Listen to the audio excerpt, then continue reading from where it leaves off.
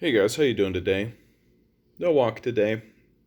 For those of you who have been following me for a while, you know that I have depression. And some days you manage the depression, and some days the depression manages you. Today, today is a depression day for sure. And one of the things I think that's important to do when you get into one of these situations is to plumb the depths and figure out what the source is. That's the only thing to do to maintain the sanity. And for sure, one of the big triggers this time around has been the uh, resuming of the bombing of Gaza from Israel. And the story is that Gaza released some what are called incendiary balloons, which started some fires in southern Israel. And so the response from the Israeli government, now with the new leader, Bennett, is to just drop bombs from fighter jets, right? So, fortunately, no casualties on either side. I mean, there was not going to be any casualties on the Israeli side. Like, releasing balloons with, like, helium and hydrogen in them, it's going to cause, like, some field fires. And they'll, like, show you the pictures. And it's like a small patch of land that is on fire. And you're like, so the response obviously has to be to fly fighter jets over the region and drop bombs, right? That's the thing to do. And I mean, Bennett is further to the right than Netanyahu. So there was this like little moment where Netanyahu gets taken out of office, and people are like, "Oh yeah, good, get rid of Netanyahu." And then Bennett shows up, and I'm like, Bennett is further to the right. Like he's a neoliberal fascist. He's a homophobe, a transphobe, certainly an Islamophobe. Like his perspective on the conflict between Hamas and between Palestine and Israel is that Palestine will never have a state, and that they just need to be eradicated. And I feel like the only thing that's preventing that from happening wholesale at this point is the United States. That the United States understands that the optics of the situation is bad, and that that all eyes are on that region. That there is a large uh, divestment and boycott movement that is happening towards Israel. And so the thread that I pull on this, like that, what's so depressing about this is it's very difficult for me to look at this situation and conclude anything other than like this is the plan that our leaders have for us. Like this is it. This is how they're going to deal with all of us. That in Israel, it's along race and religion lines. Like if you are Palestinian to the Israelis, you can be eradicated, right? You are just a worthless Arab. And like this isn't hyperbolic. Like there were people in the streets after the bombing occurred. There were people in the streets chanting "Death to Arabs," right? Like large groups of people.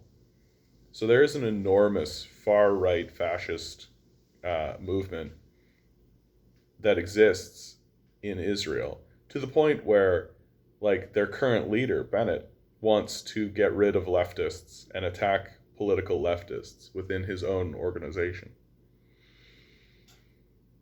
And so while this open air camp has been erected to deal with Palestinians, and that's being done along racial and religious lines, the same thing will happen here in North America, but it will be along economic lines. The tent cities are the beginning of this process, that people will be permitted to live in their tents in designated sections uh, of whatever city or whatever place they live. And if the police or the leadership doesn't want them to be in specific areas, then they'll clear them out. and deposit them in the designated areas. And all they have to do is start erecting fencing, right? Put up a checkpoint. And there you go. Bob's your uncle.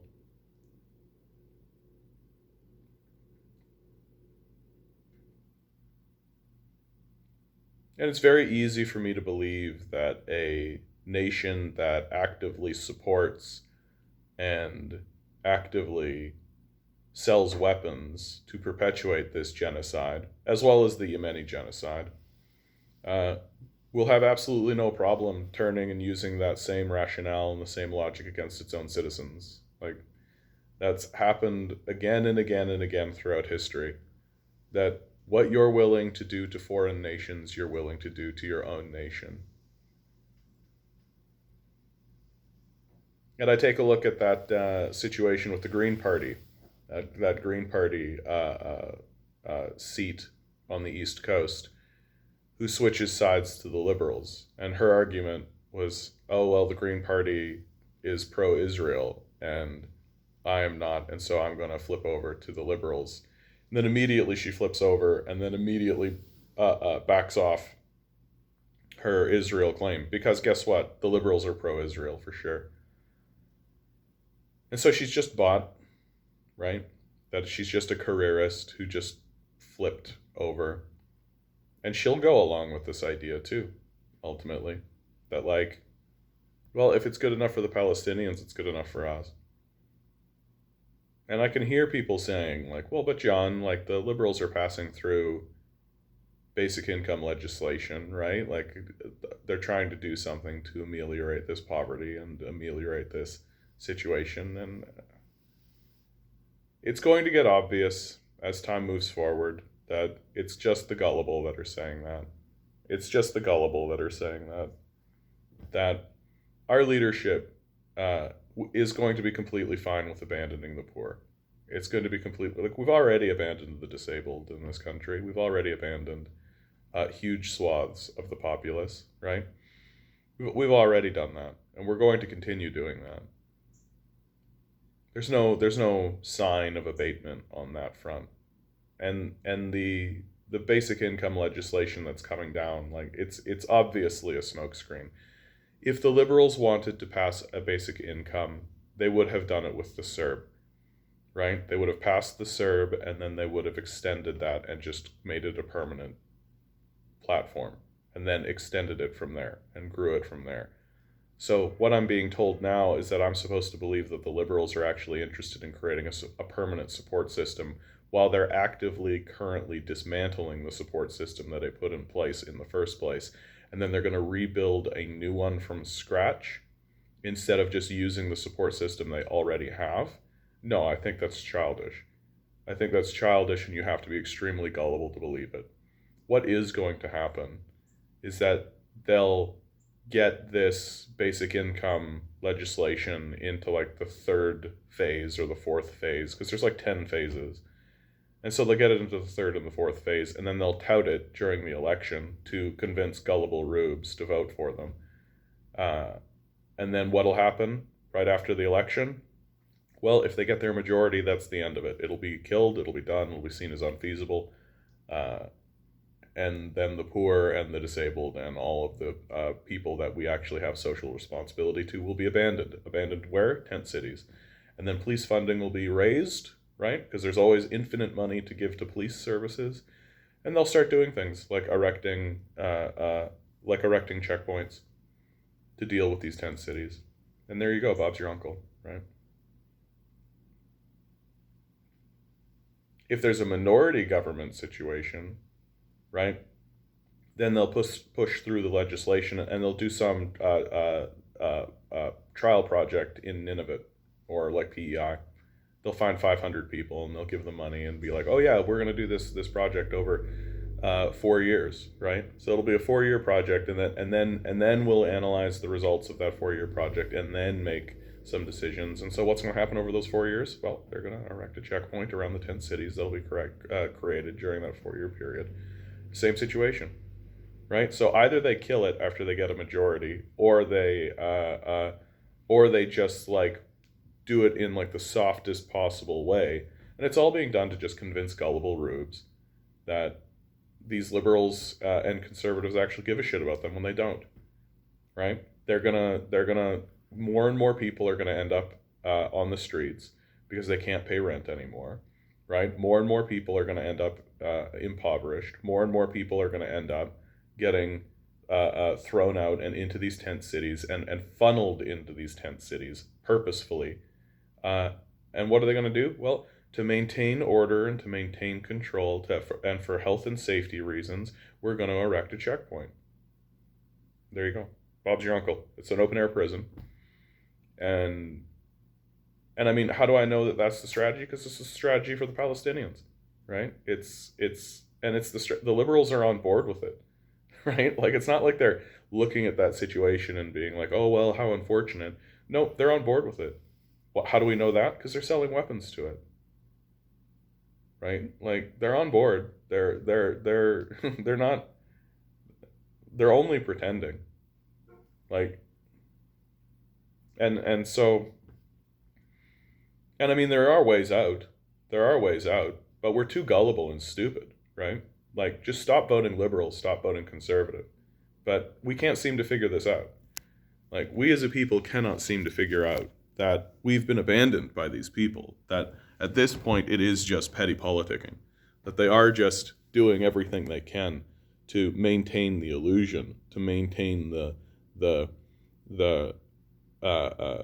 lie that they actually give a shit about you, when they don't at all, like even a little.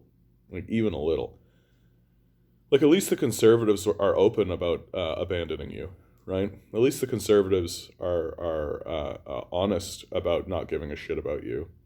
The liberals are way worse because they pretend like they care, right? They pretend like they care, and they don't. It's all just bullshit, and it's going to get worse. It's going to get significantly worse because all these liberals care about is going to brunch. That's it. That's all they care about is going to brunch. And so it's my sad duty in all of this to point out what is obvious. That we are being abandoned en masse. That what the fate of the Palestinians is the fate of our poor and our disabled. That as more and more people are consigned to the streets and consigned to these tent cities, the rhetoric will become more and more aggressive against them, and any semblance of empathy or compassion, any edifice of that, will just vanish. These people just need to get a better job, and that rhetoric will return. Oh, they just need to get a better job, they just need to get a better education, they just need to do all this kind of stuff, and all of the truth that of these people's exploitation will just be deleted. It just will not be permitted into the public sector.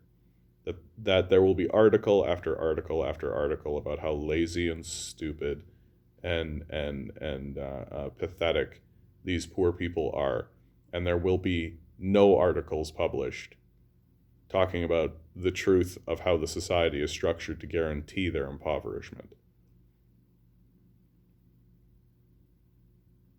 And it won't be until we finally get rid of these guys that anything will change or anything will get different. But we're too gullible for that. We're too gullible for that.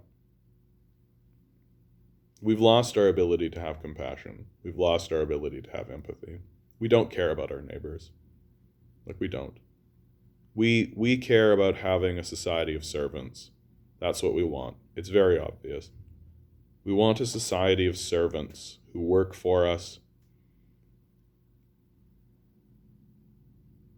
so that we don't feel bad about actually owning slaves anymore.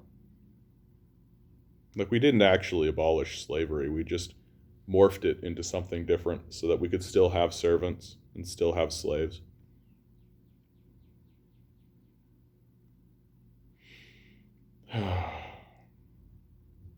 Okay, guys. It's the end of this video. I hope you're doing better than I am today. You are a divine being standing on divine energy. And we could use some of it right now. Good luck. We're going to need it.